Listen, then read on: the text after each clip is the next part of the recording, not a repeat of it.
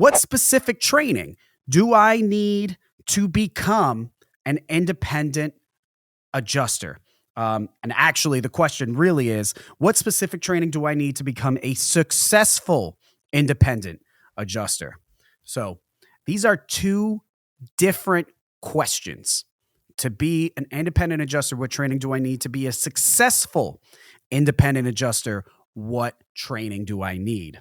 Technical training wise, it really depends on what you are looking to do. If you're like me and you're looking to do property claims, homeowners insurance policies, commercial insurance policies, business owners policies, things like that. If that's what you're looking to do, then you need to study the subject matter that surrounds that. If you're looking to do auto, I don't do auto. I can't tell you the difference between a quarter panel and a side panel.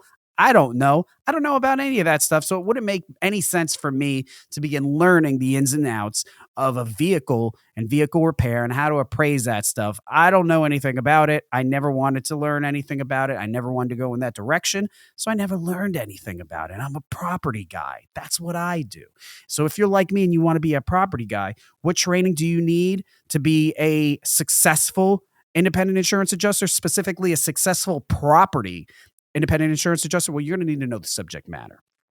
If you don't know the subject matter, if you don't know your way in and out of a house, in and out of a building, but you're looking to adjust property claims, then the quality of your work is going to be poor. And most of all, you're going to be screwing people out of money, not out of your own willfulness. You're not willingly screwing people out of money, but you're entering a field, you're entering a niche where you just don't know very much. And you are the person, at least one person that's in between the policyholder and their paycheck.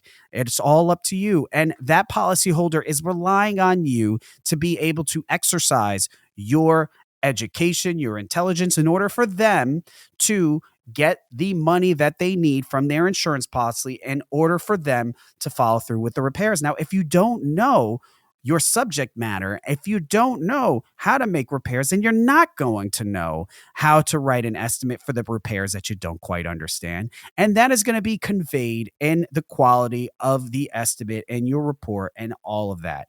And at times, the company that you're working with, they're not going to know the inaccuracies of your work. Maybe they have a great QA staff. Maybe they do have the personnel that's in place in order for them to know the low quality work that you're providing, but sometimes they don't. Sometimes they're not paying attention.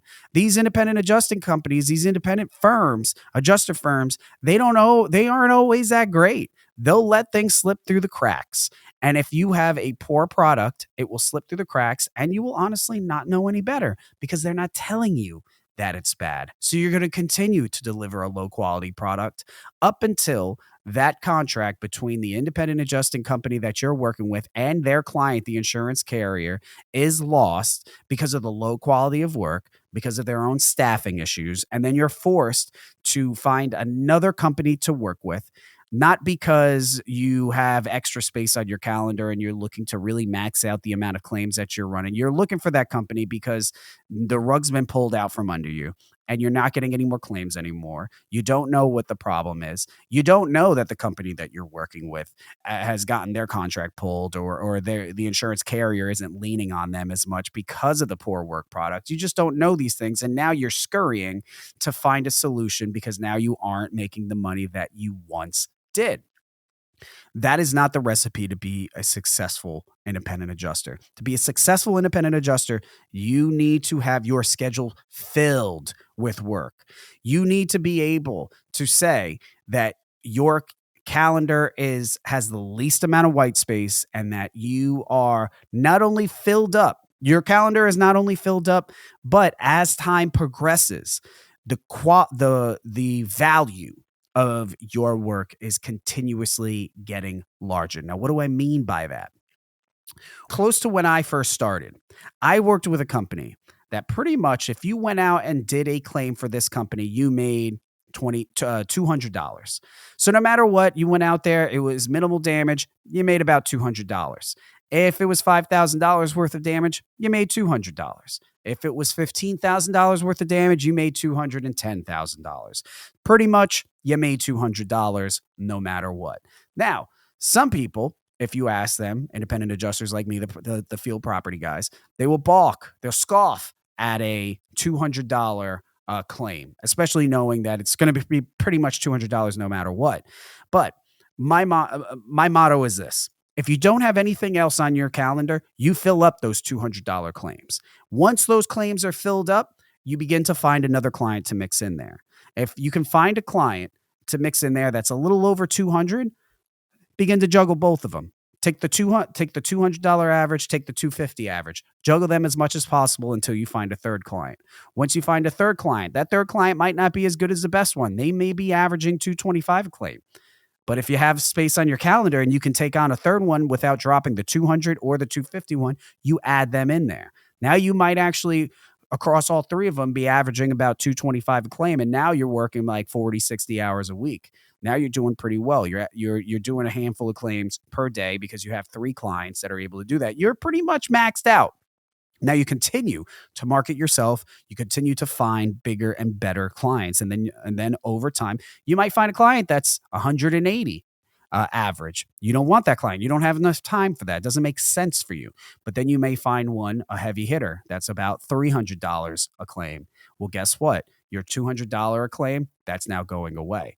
Now you're going to replace them with that. So the average amount that you're earning per claim continues to rise up. You don't want to go backwards. You continue to rise up. You keep your schedule filled. And as that schedule remains filled based on an array of different clients that you're servicing, and it's important to have a variety of different companies that you're servicing. While you're servicing them, you're continuing to find bigger and better companies to mix in there. You keep your calendar filled, and once that calendar is filled up and you're confident that it's going to remain filled because you're getting claims from several different sources. If one company dries up, that's fine because you got 3 or 4 other ones that are still giving you work. Once you're confident that no matter what happens, no matter whether there's a storm or not, you're going to continue to get claims no matter what because you're working with several different companies. Once you've accomplished that, then you can focus on the value. Then you can focus on, well, what do I need to do in order for my per claim average to get higher? Because the higher per claim average that you are, most likely than not, the higher average you are going to get for an exchange of 1 hour's worth of your time. You're going to be working on really a fixed amount of hours per day, most likely. That's what I say. Some guys like to burn it out all day long. They like to work till they get up. They like to work until they go to bed, and they do all of that. I used to be like that too. I don't do that as much anymore. Nowadays, I have the time when it comes to claims handling. I have a time when I start. I have a time where I end. If anything happens after the time that I end, I don't give a shit about it. But that is, I have a window. I have a window, and inside of that window, I work. Now, for those 8 hours or whatever that time frame might be for you, you will average a certain amount. If you're doing, let's say 20 claims, okay? You're doing 20 claims a week. And out of those 20 claims, you're averaging 225 a claim. That's $4,500 on that week. So, and if you are working 40 hours that week to handle those claims, then you are making about $112.50 an hour. That's that. And I say about, but that's the amount, $112.50. So you want to be a successful adjuster. That's pretty good right there. But if you want to be like me, you don't stick to 112. You want to get that higher. How can you get that higher? Well, you can get that higher by working less hours, of course, by maybe chopping out an hour where now instead of working 40 hours a week, you only work 35 hours a week.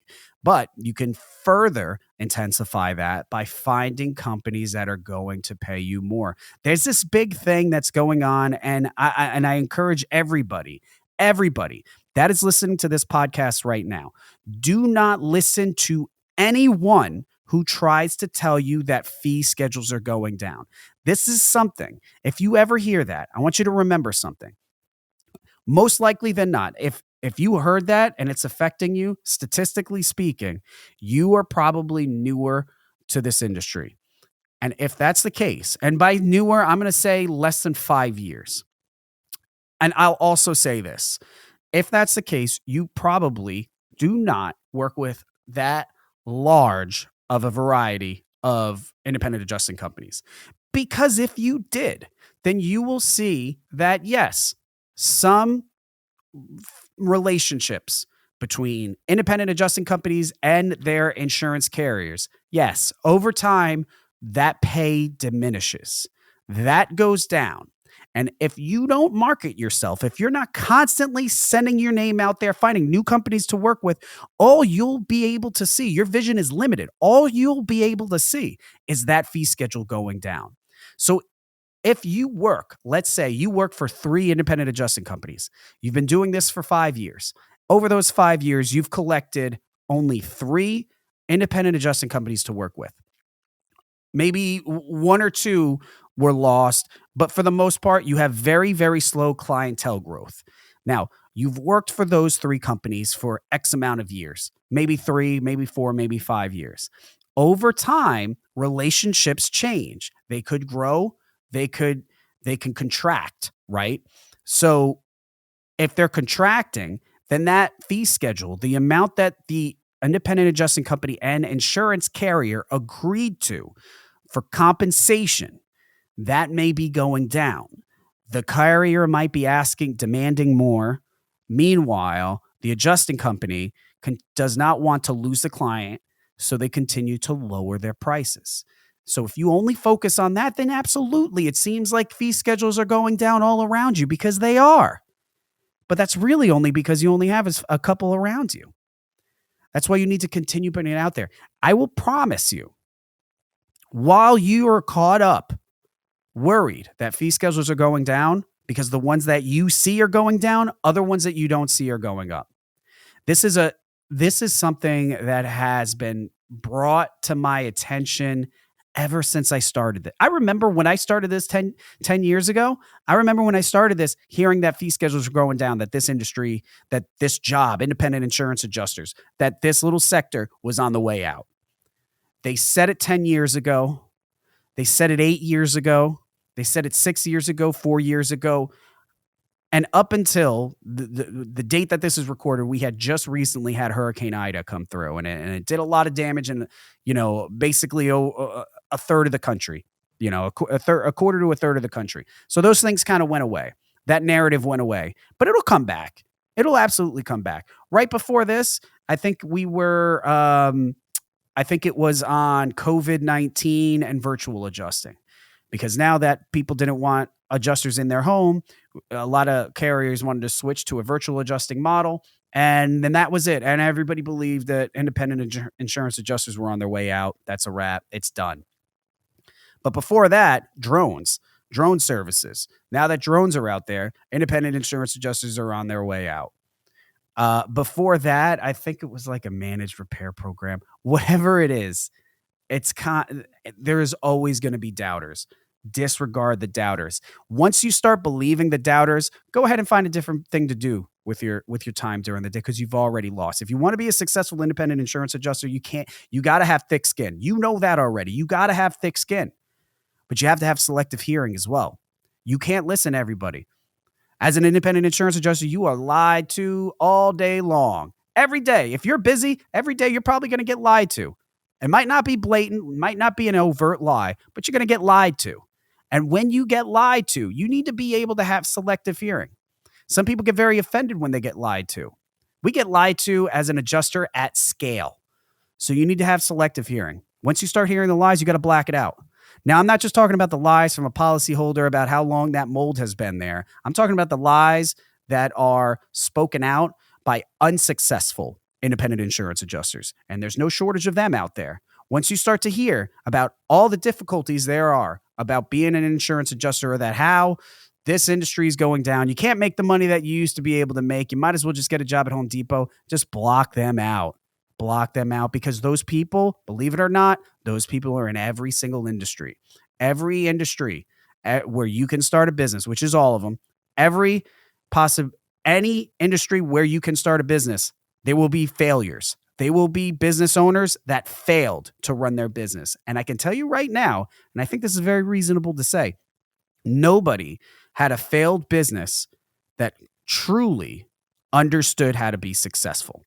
Think about that. If they truly understood how to be successful in business, and then they became an independent insurance adjuster and failed, then we have something to talk about. But nobody that failed an independent insurance adjuster did so with a great background in business. They just don't get it. But if you got a great background in sales, if you got a great background in business, if you understand tenacity, if you understand willpower, if you understand how to get the job done and never give up, you're going to be a successful independent adjuster. It's just the bottom line. It's going to happen. So let's move on. I'm hammering that. So we know about the training. There's really not a whole lot of training that you really need. You need to be familiar with your subject matter. That's the most important thing. If you're living in a state that requires a license, you should get that license. Even if you're in a state that doesn't require a license, get the license anyway. So at least you understand how to do it, and that opens you up to travel.